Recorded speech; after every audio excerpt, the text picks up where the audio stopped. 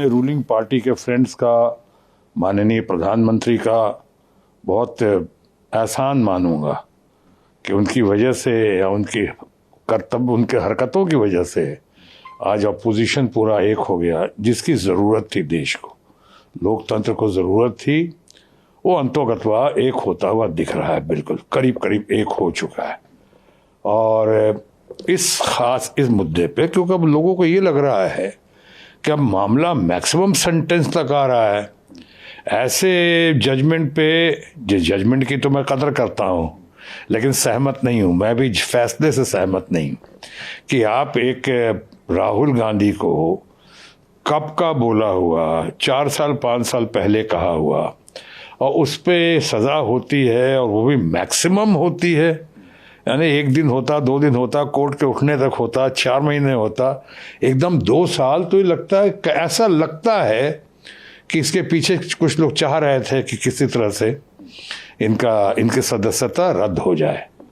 ऐसा हुआ, अभी फिलहाल तो ऐसा ही हुआ है। लेकिन इससे घबराहट भी हो गई लोगों को, और एक बौखलाहट भी हुई है कि लोगों को लगता है कि आज इनके साथ हुआ है तो कल मेरे साथ भी हो सकता है। जैसे कि ईडी का और सीबीआई का, जैसे गवर्नमेंट एजेंसीज के रेड्स जिस तरह से हो रहे थे, 5000 से ज़्यादा लोगों पे रेड्स हुए हैं, उसमें से एक भी नाम हमारे बीजेपी के दोस्तों का नहीं है, एक भी नाम बीजेपी के सदस्य का नहीं है। 95% से ज़्यादा रेड्स जो हैं वो अपोजिशन पे हुए हैं। तो ये मामला अब सुप्रीम कोर्ट में ये पहुंच गया है। इसलिए अभी मामले पर कुछ ज़्यादा विस्तार से नहीं जाना पड़ेगा, क्योंकि मामला सुप्रीम कोर्ट में, और ये जाना ही था एक दिन सुप्रीम कोर्ट में, सबसे ऊंची अदालत पर। अभी बात रही यहाँ पे कि आज जिस तरह से हुआ है, एक तरफ पूरा अपोजिशन एक हो गया है, वहीं दूसरी तरफ भारत सरकार के, जो हमारे रूलिंग पार्टी के फ्रेंड्स की छवि अंतर्राष्ट्रीय स्तर पे, जिसकी हमेशा वो लोग बात करते रहे, राष्ट्रीय और अंतर्राष्ट्रीय स्तर पे बहुत धूमिल हुई दिखती है। कि क्या मतलब है कि आपने कहा आज तक किसी को ऐसी सजा नहीं हुई है, भारत के इतिहास में इस पे किसी को ऐसी सजा नहीं हुई है कि कहने के आधार पे, और कहने के आधार पे होना है तो हमारे बहुत सारे मित्रगण, हमारे माननीय प्रधानमंत्री जी भी, बहुत सारे लोग ऐसी बातें कह गए हैं और कह जाते हैं, या तो जोश में, या स्लिप ऑफ द टंग की वजह से, या गुस्से में, ऐसी बातें कह जाते हैं कि कितने करोड़ की गर्लफ्रेंड और क्या क्या। और आपने, अब मुझे ज़्यादा विस्तार से कहने की ज़रूरत नहीं, सब लोगों ने कहा है। तो एक तरफ what is right for Peter should be right for Paul. लोगों को महसूस होता है उन्होंने कहा तो कुछ नहीं, यानी वही जो गाना है ना कि हम करें तो रासलीला और वो करें तो कोई बात नहीं, तो हम करें तो कैरेक्टर ढीला।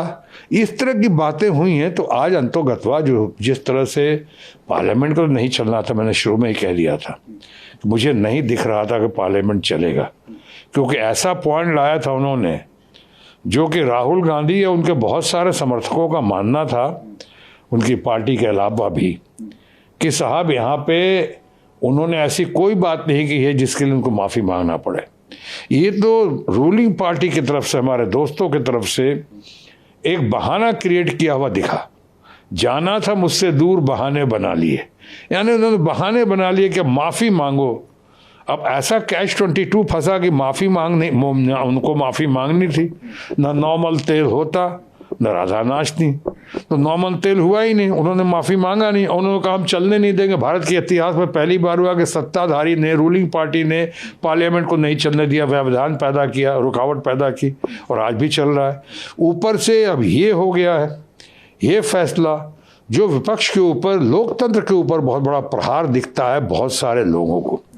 तो मैं एक तरफ कहूँगा कि पार्लियामेंट तो लगता है आज ही कल परसों में कभी भी ऐसी संभावना है कि समय से बहुत पहले ही उठ जाएगा ये सेशन।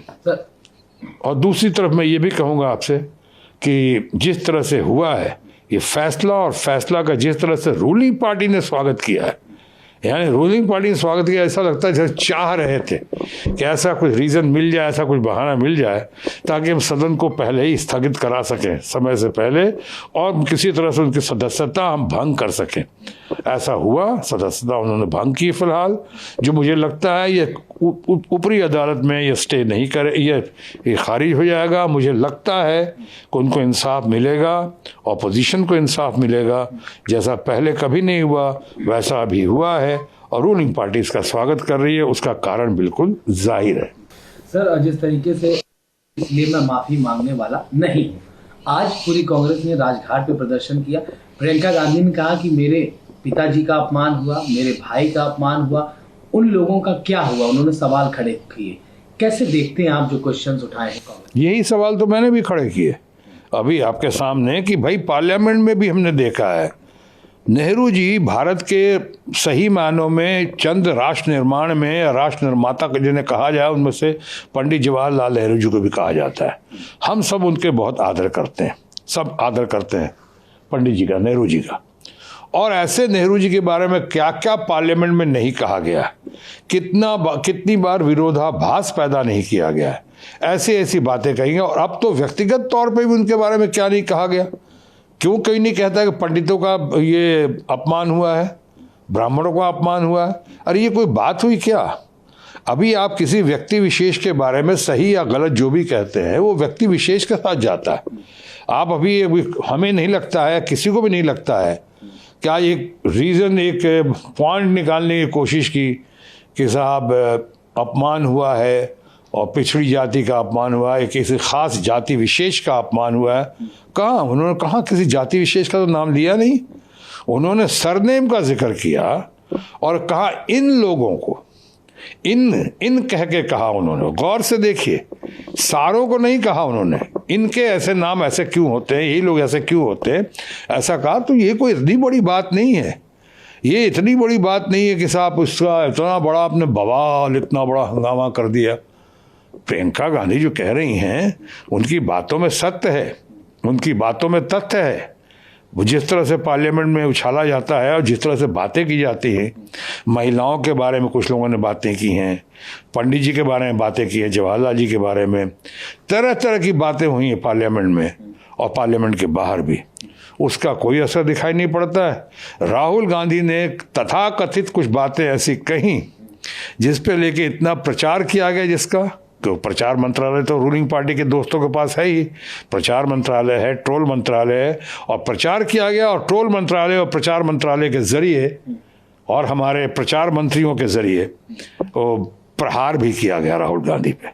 और इसका नतीजा ये हुआ कि इतना ज़्यादा क्रोध, आक्रोश राजनैतिक तरीके से पहले कभी नहीं देखा गया जैसे आज देश में देखा जा रहा है।